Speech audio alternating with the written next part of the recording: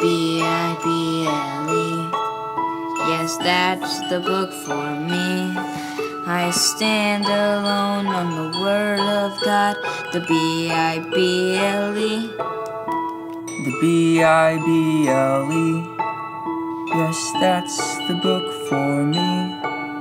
I stand alone on the Word.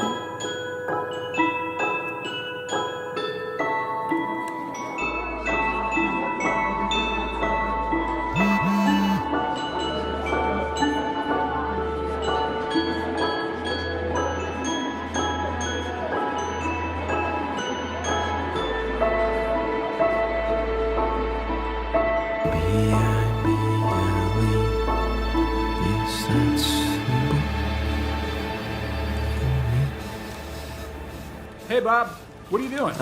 Nothing. Just cleaning up a little.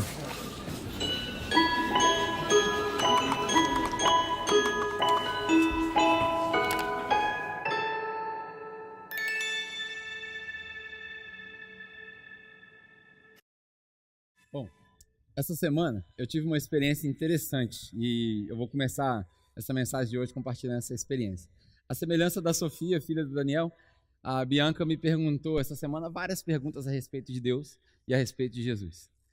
E eu pude ver na pele que o conteúdo dessa série que a gente está compartilhando é extremamente útil, porque as crianças nessa fase, 7, 8, 9, 10 anos talvez, dependendo do nível de aceleração que você deu para os seus filhos, eles começam a fazer perguntas que desconcertam a gente. Você faz umas perguntas e você fala assim, mas de onde você tirou essa pergunta, cara? Os adultos que eu convivo não fazem essas perguntas e ela me fez algumas perguntas.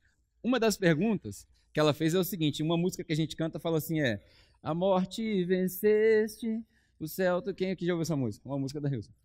E ela perguntou assim, pai, como é que vence a morte? Porque todo mundo morre. E morreu, o que é vencer a morte?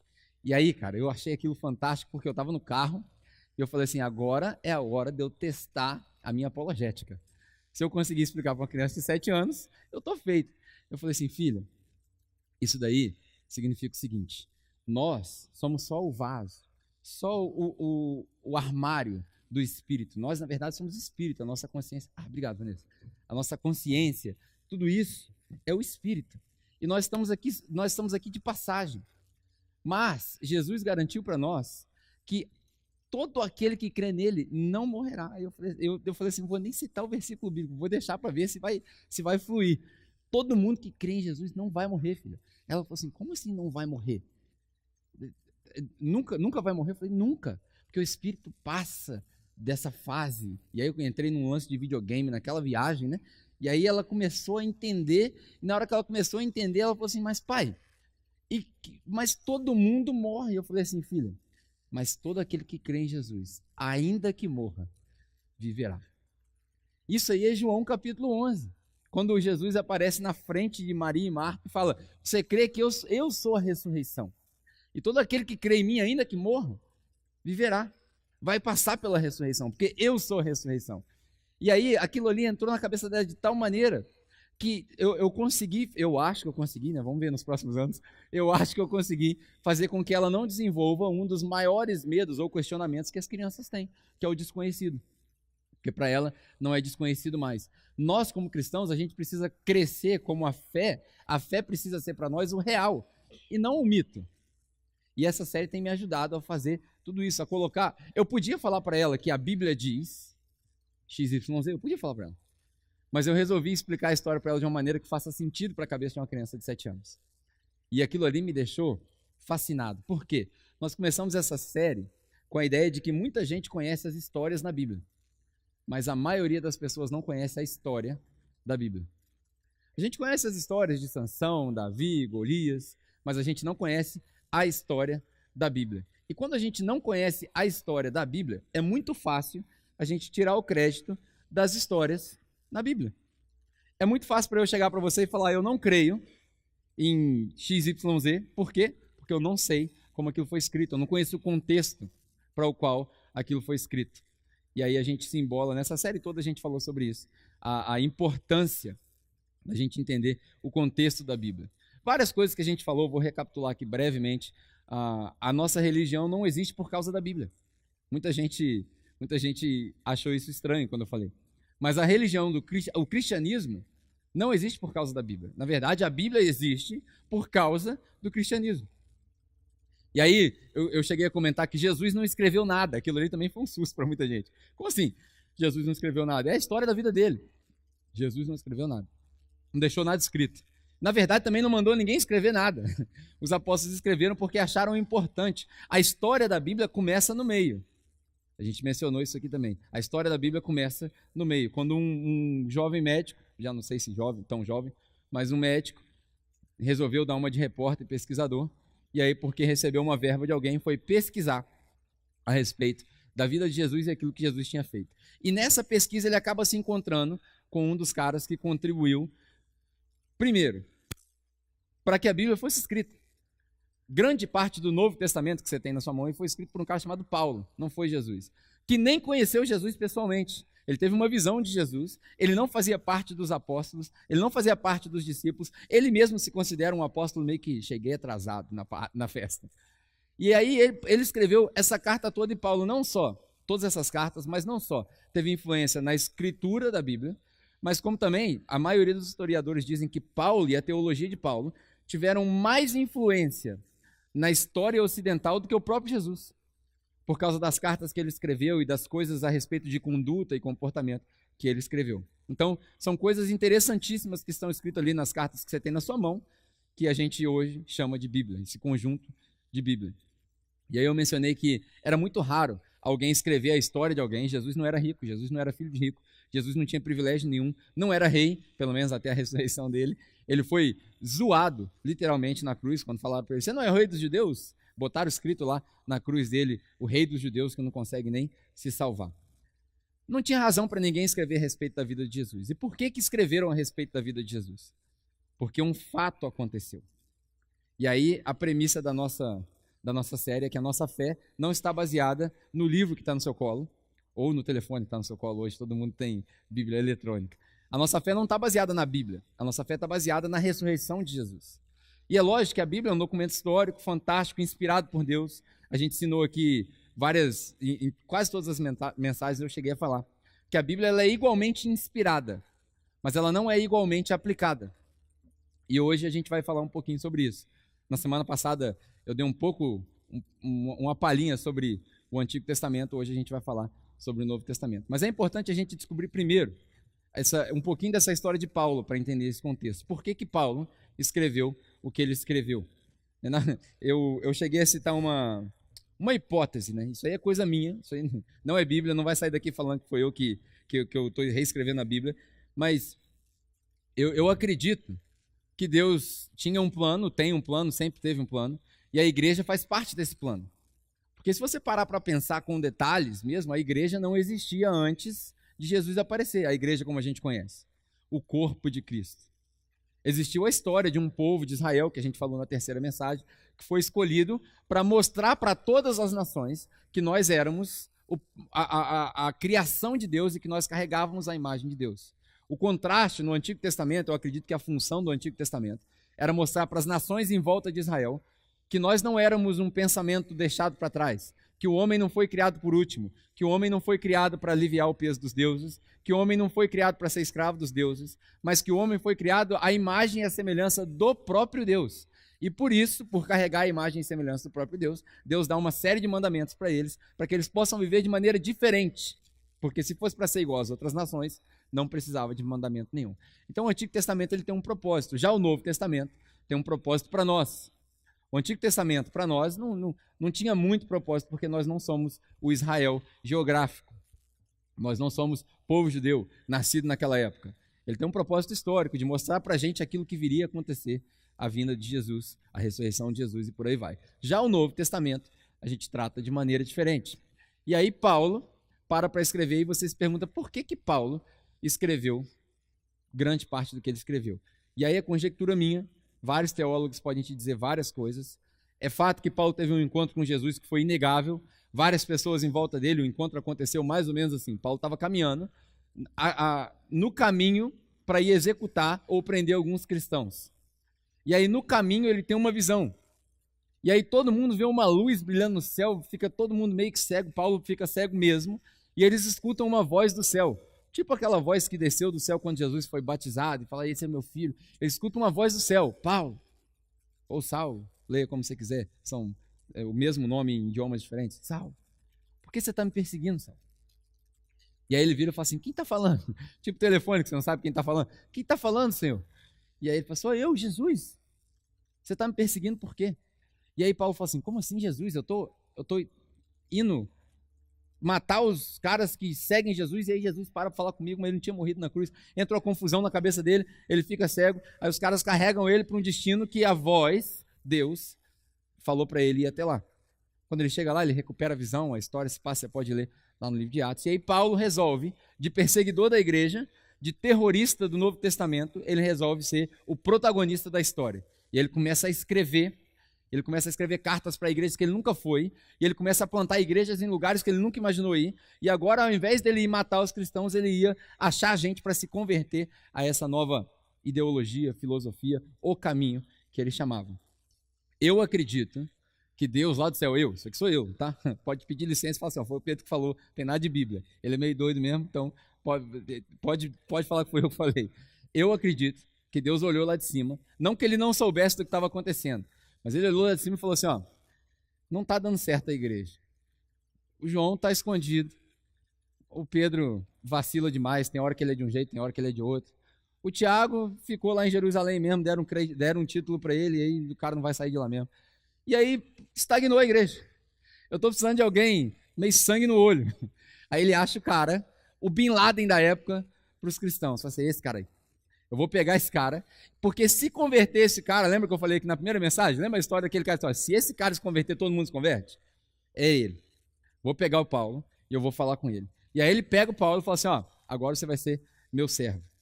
É tão engraçado que numa dessas conversas que Paulo tem com Deus, que são gravadas ali, quando Lucas está escrevendo, e quando Lucas está escrevendo esse relatório todo, conta-se que Paulo ia para a casa de um cara, e aí quando Deus falou para esse cara, assim, no paralelo, Deus falou assim, Paulo, vai para casa do cara.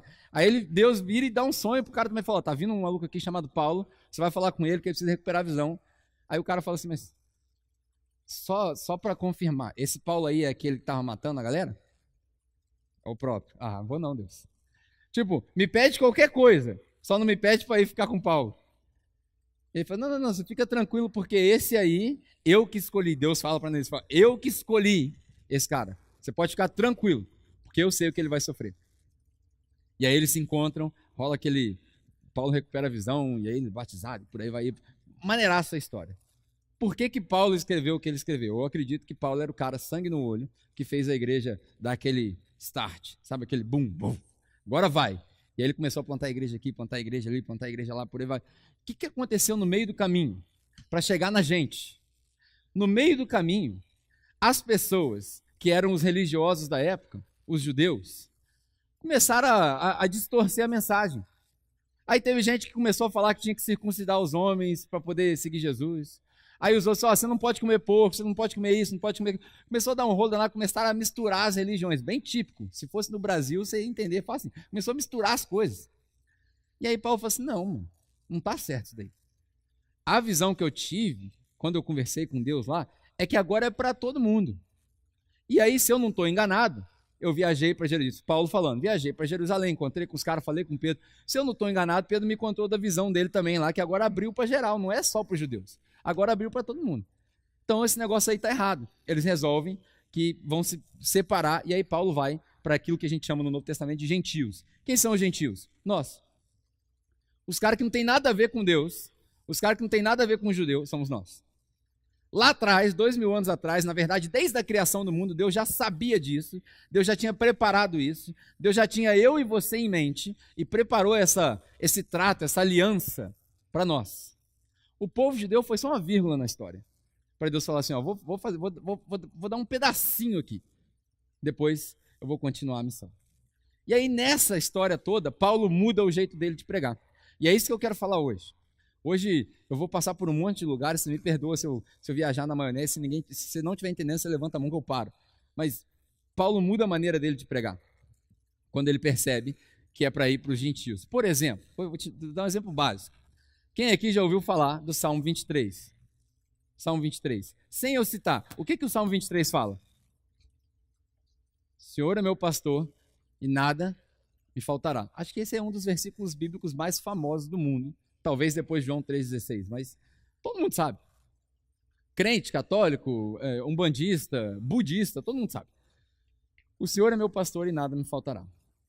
Se eu chegasse para você hoje, se você não conhecesse nada de igreja, de história, e eu chegasse para você hoje e falasse assim, ó, eu vivo desse jeito aqui tranquilo porque o Senhor é meu pastor, cara.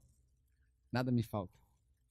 Se você estivesse na minha frente, você ia falar assim, como assim, eu sou o seu pastor? Não entendi. Que senhor? Quem é senhor? De onde você tirou isso? Pastor? Nem sei o que é pastor. O que é pastor? Porque, embora todos nós aqui já ouvimos Salmo 23, versículo 1, eu tenho quase certeza que 99% das pessoas aqui nunca viu um pastor trabalhar ao vivo assim. Estou certo ou errado? Você nunca viu um pastor no campo mexer com ovelha? Que sentido faz isso para nós? O Senhor é meu pastor, nada me falta. Isso é uma analogia que os judeus entendiam. Quando o Salmo foi escrito, era outra circunstância, outro problema. Lógico que você pode pegar a sua Bíblia, meditar nos seus Salmos e aplicar isso para você. Claro, Deus continua sendo Deus. Eu não estou dizendo para você jogar fora essas escrituras, mas o que eu estou dizendo para você é que quando esse Salmo foi escrito, ele tinha outro contexto, outro objetivo. Não o que a gente prega hoje. Porque quando eles falam o Senhor, automaticamente, se Paulo estivesse falando em grego com a galera, na hora que ele cita a palavra Kyrios, todo mundo já entende que Senhor é o cara da autoridade. Senhor hoje pode ser uma pessoa mais velha. Mas o judeu já entende, opa, falou Kyrios, chegou o cara que manda aqui, chegou o soberano. O Senhor é o meu pastor. E aí quando eles falavam de pastor, todo judeu sabia, principalmente o público de Paulo, porque a maioria deles não eram ricos, eles sabiam a função do pastor. Eles sabiam que o pastor cuidava de todas as ovelhas, porque ele passava de manhã para pegar a ovelha do João e a ovelha do José para ir pastar, porque as famílias pobres não tinham como pagar um pastor em tempo integral para cuidar do seu rebanho. Então ele juntava as ovelhinhas de todo mundo, e aí ele ia passear no campo, fazia o pasto, protegia as ovelhas, e aí a gente vai entrar na série das parábolas. Por que eu falei que é importante você entender isso? Numa das parábolas você vai ouvir sobre a ovelha perdida. Aí você vai ouvir sobre o pastor, o bom pastor, eu sou o bom pastor, que deixa as 99 para buscar uma que está perdida. O que isso significa? A maioria das pessoas acha que Deus é irresponsável. Inclusive, existe uma música que a gente canta que fala que Deus é irresponsável. Reckless Love. Quando a gente canta aqui ousado amor, essa palavra ousado no inglês não é ousado, é irresponsável. Por que irresponsável? É uma hipérbole. É uma hipérbole que o autor da música está usando para falar para nós que Deus ele ama a gente de tal maneira que ele chega a correr o risco de perder as ovelhas. Mas Deus nunca corre esse risco, porque na ilustração do judeu, quando eu deixo as 99 na parábola, significa que o pastor chegou no campo, preparou a mesa perante os inimigos. O que é isso? Eu sou a ovelha, o inimigo é o lobo que vem comer a ovelha. Que mesa é essa? Mesa no hebraico é o topo da montanha, onde está plano. Porque o pastor subiu com o carneiro montanhês, e aí ele viu, já analisou se o urso estava aqui, se o lobo estava ali, não tem ninguém, ele constrói em volta das ovelhas uma parede com algumas pedras e barro para escorregar, para o lobo não conseguir subir, com um espinho no topo, e aí ele fala, esse bom pastor, ele deixa as 99 no aprisco, e vai buscar a que está perdida. Não tem ninguém correndo risco. O judeu entende. Eu e você, se eu não tivesse te contado isso, é bem provável que você nunca ouviu essa história. Se eu não tivesse te contado isso, só pastor se viaja nessas coisas. A maioria das pessoas tá nem aí para isso. Mas a gente que vai estudando as coisas, você vai descobrindo. Faz sentido. Aí quando você fala, o Senhor é o meu pastor, aí você pode pensar, opa, em qualquer situação que eu tiver, eu estou protegido. Embora eu esteja sofrendo. Por quê? Porque a ovelha está lá no aberto, ela está com frio. Ela pode estar com medo, pode estar de noite, que a ovelha é um animal extremamente covarde, extremamente burro. Tem outro negócio interessante, né? Por que a Bíblia chama a gente de ovelha? Podia chamar a gente de leão, né? De águia e tal, mas chama a gente de ovelha. Por quê? Porque é um animal extremamente burro, extremamente dependente. Somos nós. Estou falando alguma mentira? No nosso relacionamento com Deus, cara, a gente bate cabeça na parede, a gente vira as costas para Deus. Aí Deus faz o quê? Como bom pastor, o seu cajado e a sua vara me consolam. O que ele faz com o cajado dele? Ele traz. Aí tem uns pastor maluco que diz que Deus usava o cajado para bater na ovelha. Eu nunca vi isso, cara. Eu tive a experiência de ver pastor trabalhando ao vivo. Morei na Nova Zelândia 7 anos. A Nova Zelândia tem 5 vezes mais ovelha do que gente. Tem 20 milhões de ovelhas e 4 milhões de pessoas. É sério isso que eu estou falando. Você vai no parque, você vê ovelha passando assim, ó. Ovelha é igual o cachorro de estimação lá. Tem gente que tem ovelha dentro da cidade. Tem muita ovelha na Nova Zelândia. Eu vi pastor trabalhando. Não existe pastor que quebra a perna da ovelha, igual o mito fala para carregar a ovelha no ombro. Por quê? Porque o bom pastor, ele conhece as ovelhas pelo nome. E as ovelhas escutam a voz do pastor. Ovelha não precisa de perna quebrada para escutar a voz do pastor. E eu não estou falando isso para manipular vocês não, tá? Que eu não sou o bom pastor. O bom pastor é Jesus, não sou eu. Mas a boa ovelha, não existe ovelha ruim, na verdade. Ovelha escuta a voz do pastor. E aí, na hora que o pastor chega, eu vi isso ao vivo. Se você for em Israel nessas excursões, você vai ver, mas eu vi isso na Nova Zelândia, na fazenda. 4, 5 rebanhos juntos, 50, 60 ovelhas em cada uma. Chega 4, 5 pastores. O pastor vem com um apitinho dele, aquele apito é exclusivo dele. Só as ovelhas dele saem do meio do aprisco. As outras ficam. O outro chega com a voz. Alguns pastores aprendem a fazer sons com a voz. Com a voz dele, ele chama uma por uma. E elas vêm, sozinhas. O que acontecia em Israel? 4, 5 pastores que faziam freelance para as famílias pobres se juntavam e aí no meio do corredor, no meio da feira, com a galera vendendo cebolinha e vendendo tempero, ele gritava, as ovelhas vinham e ele saía. Por isso que Jesus fala, eu sou a porta. Onde as ovelhas passam, a porta da onde? Do aprisco que está lá. As ovelhas passam, elas acham pasto verdejante. Por que eu estou te explicando tudo isso? Porque o Antigo Testamento, sem o contexto do Antigo Testamento, não faz o menor sentido para nós. Quer ver outro exemplo? Aquele que habita na sombra do Altíssimo. Acho que é Salmo 91, né? Acho que é isso. Aquele que habita na sombra do Altíssimo. Que sombra? Que Altíssimo? O que significa o Altíssimo? O que é o Altíssimo? Para eles, o Altíssimo... Hoje, a gente fala de um Deus. Para eles era um desafio. A gente falou aqui na terceira mensagem que o principal desafio dos cristãos era bater de frente com Roma, porque Roma não tinha problema com Jesus. O problema era só Jesus. Se fosse Jesus mais um monte de outros deuses, estava tranquilo. Ninguém ia ser perseguido. Mas para Roma o problema era a exclusividade. Porque Roma ia absorvendo tudo quanto é tipo de Deus. Então, na linguagem dos judeus, a sombra do Altíssimo, o Altíssimo é o superlativo. Olha de português aí. É o superlativo daquele que é alto. Então, para eles criam em vários deuses, mas tem um que está acima de todos os deuses. Hoje a gente sabe que não tem deuses. É um só. Mas para eles fazia sentido. Então, hoje... a gente deveria recitar o Salmo 91 dizendo, aquele que encontra conforto no único. A único que é digno de merecer. Isso é um salmo também, sabia? Isso, você consegue ver no mistério das Escrituras como que Deus vai transformando o povo de uma mentalidade arcaica para uma mentalidade que vai estar preparada para o Cristo. Quando o Cristo chega, e aí na última semana eu falei isso, no momento, Gálatas capítulo 4, versículo 4 e 5. No momento certo, no momento determinado, Deus enviou seu Filho, nascido da Virgem, nascido debaixo da lei, para redimir aqueles que estavam debaixo da lei.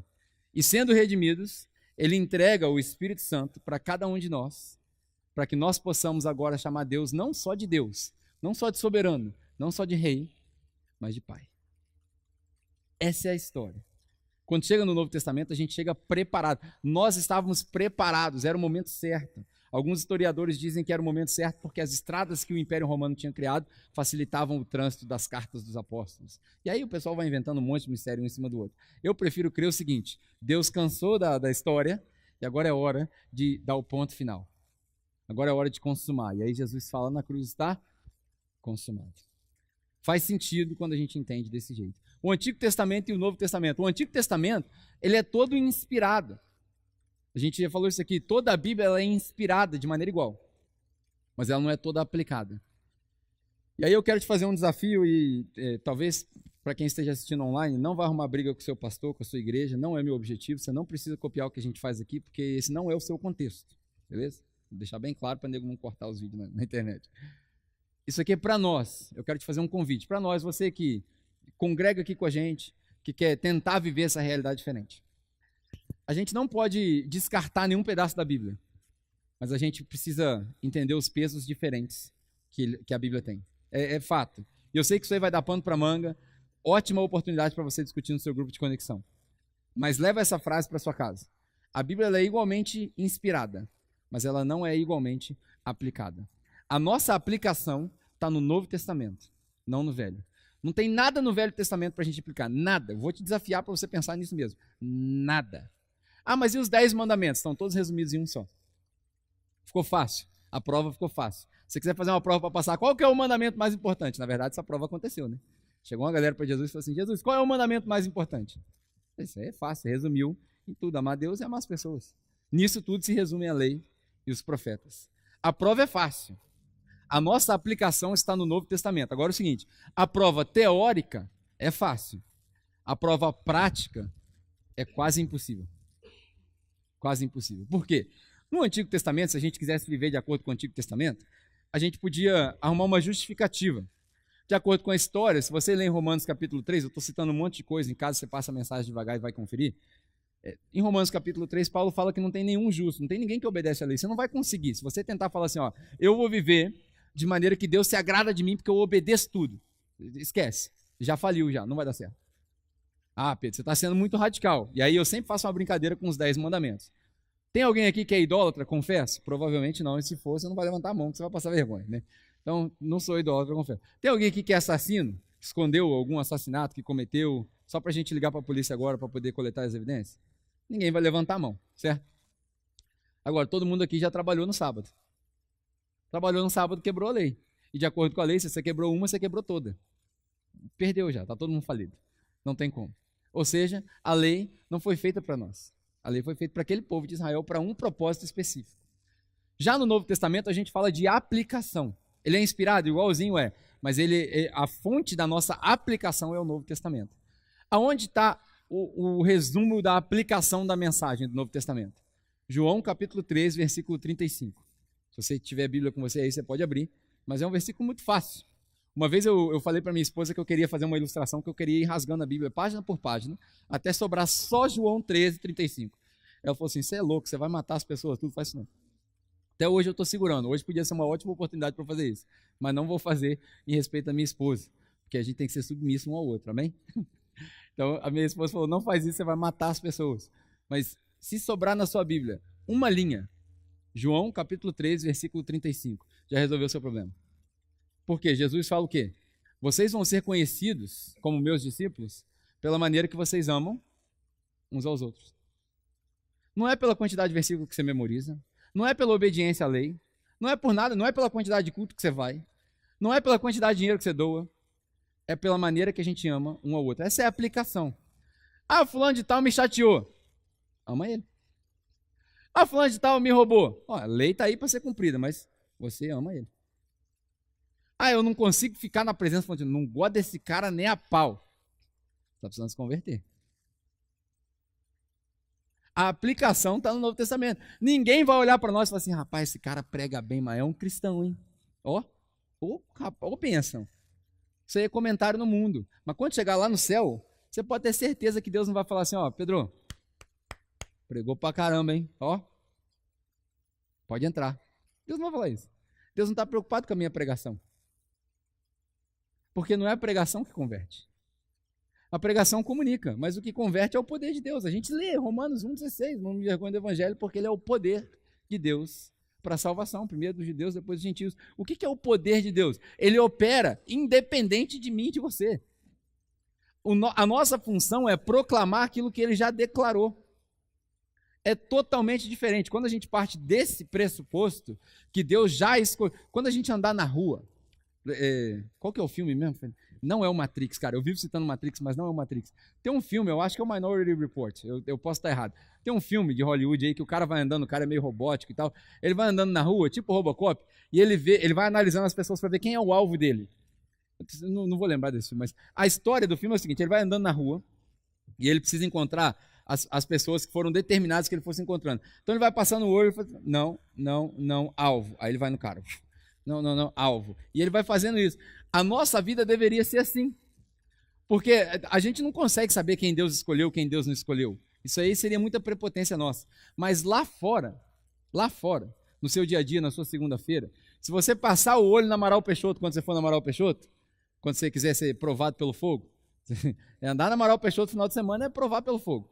Batendo nas pessoas e tal. Você vai passando o olho e fala assim, quem desses aqui Deus escolheu? Aí vai. Cara, o que é isso? Deus está com o radar o tempo todo, esperando o momento certo para aquela pessoa chegar no entendimento deles. Aí o que a gente faz? Nós, como operários de Deus, como instrumentos de Deus, a gente vai andando, a gente passa, vamos embora. Apitou, deixa pra lá. Deus fala com ele. Porque a gente acha que porque Deus escolheu, Deus vai falar também. Não, quem fala somos nós. O propósito de Deus coopera conosco e nós cooperamos com o propósito de Deus. É importante que nós falemos, porque como eles ouvirão se não há quem pregue? É um mistério que a gente só vai conseguir resolver lá na frente. Mas o mundo não vai ficar sabendo da nossa devoção a Cristo pela eloquência da minha pregação, pela qualidade da minha música. Isso não faz a menor diferença para o mundo. Não faz a menor diferença para aqueles que não são salvos. Porque a vasta maioria de nós aqui já são crentes, já são convertidos, já conhecem a palavra. Para você, não faz a menor diferença a música que eu cantar aqui. Na verdade, para você, não faz a menor diferença eu cantar ou não cantar música nenhuma aqui. Na verdade, para você que está sentado aí, não faz a menor diferença eu pregar ou não pregar. Porque você e eu já temos a mesma revelação. Na verdade, não faz a menor diferença se você vier ou não vier. Conseguiu perceber agora? Porque já está pronto, já está feito, você já recebeu, já te foi revelado. E agora, o que eu faço? Agora você vai. A gente se acostumou muito com o vem. Vinde a mim os que estão cansados e oprimidos. Aí a gente vive cansado, nunca recupera. Todo domingo a gente vem. Deus me alivia, minha vida está difícil. A gente precisa começar a ir. Vai. Até o dia que você fala assim, eu não posso ir no culto mais de manhã. Por quê? Porque eu comecei outro culto agora. Tem um monte de gente que quer ouvir eu falar porque eles não conhecem. Aí você prega lá para eles. Glória a Deus. Aí a gente começou várias outras igrejas. Lá na sua casa, no seu sofá, lá com os seus amigos, com a sua família. Isso é o reino de Deus. Isso é igreja. A gente vem aqui porque é gostoso. Eu e você junto, cantar. Isso faz parte da nossa cultura, da nossa herança como cristãos. Mas isso aqui não é um pré-requisito. No máximo um bônus. Não é um pré-requisito. A gente não tem pré-requisito para a salvação. A gente só recebe. E o Novo Testamento, que na verdade não deveria nem chamar novo nem velho, foi um erro nosso, isso é uma ofensa para os judeus, a gente chamar o velho de velho. Mas a aliança que a gente conheceu, o principal objetivo disso tudo é ensinar a gente a viver uma vida em Cristo, não é ensinar a gente a ir no culto, nem ensinar a gente a cantar canções, nem ouvir pregação. Olha que absurdo, cara. Isso aqui que está acontecendo aqui agora, isso aqui não é a igreja que Paulo descreve. Porque aqui tem um falando e sei lá quantos ouvindo. Isso não é igreja. Isso é uma reunião. Uma reunião que talvez te abençoe, te edifique. Amém. Glória a Deus. E por isso a gente continua fazendo. Mas a gente não pode classificar isso aqui como igreja. Igreja é quando o irmão lá de trás levanta e fala assim, ó, essa semana Deus fez isso assim, assado. Aí no meio da gente aparece um que não conhece e fala assim, cara, eu quero conhecer esse Deus. O que eu preciso fazer? Nada. Só vem. E aí um vai se misturando com o outro e isso é igreja. Claro que não dá para fazer isso com 150, 200 pessoas, não dá. Por isso que a gente fala que é onde que a gente faz isso? Na sua casa, com seu vizinho, com seus conhecidos, com seus amigos. É isso. Quando a gente entender isso, quando a gente entender essa aplicação, a gente vai conseguir entender que eu consigo comunicar o evangelho para qualquer pessoa, sem precisar ser expert. Você sabe por que a pregação do evangelho parou? Eu vou te dar uma dica por que vou acabar com isso daqui. Por que a pregação do evangelho diminuiu a velocidade? Por que agora, pela primeira vez na história da sociedade pós-moderna, a gente tem mais pessoas saindo da fé do que entrando na fé? Por quê? Porque a gente terceirizou o serviço da pregação. O querigma, que a gente chama. Né? A gente terceirizou o serviço da pregação para os pastores, para os profissionais da fé. E isso daí não funciona assim. Porque a maioria das pessoas que precisa ouvir o evangelho não estão aqui. Eles não vêm aqui. Porque eles são avessos à igreja. Porque para eles, isso daqui não vale nada. Sabe por quê? Porque os olhos deles estão vendados. É por isso. Por isso que a gente fala que é uma questão de revelação. Quando cai a escama do olho, né? quando abre os olhos, quando abre o entendimento da pessoa, ela fala assim, agora eu quero participar. Agora eu quero ser parte. Agora eu quero estar lá. mas precisa de uma revelação. Precisa da pessoa se mergulhar naquilo. Enquanto isso, ela não vai vir aqui. A nossa função é ir até lá. O ditado muçulmano, né? Se a montanha não vem até Maomé, Maomé vai até a montanha. As pessoas vão me matar por usar a ilustração muçulmana na mensagem cristã, né? Mas, enfim. Moisés, né? Se a montanha não vem até Moisés, aí, consertei, vou cortar essa parte aí. Moisés vai até a montanha. Então, a gente precisa entender que a pregação do evangelho não depende de conhecimento prévio da mensagem. Contei toda essa história para dizer o seguinte: a gente falou sobre o Salmo 23, falamos sobre o Salmo 91 aqui, e aí todo um contexto daquilo tudo. Como é que eu faço para pregar o evangelho para alguém que nunca ouviu, para alguém que não é judeu? Como é que eu faço para comunicar o amor de Deus? Esses dias eu fiz uma pergunta lá no Instagram, lá, perguntando para a galera, se você pudesse falar uma frase para alguém, uma frase só, ou se você pudesse colocar um cartaz em algum lugar que todo mundo visse, que frase seria essa e onde estaria esse cartaz? Se você tivesse que escolher uma só.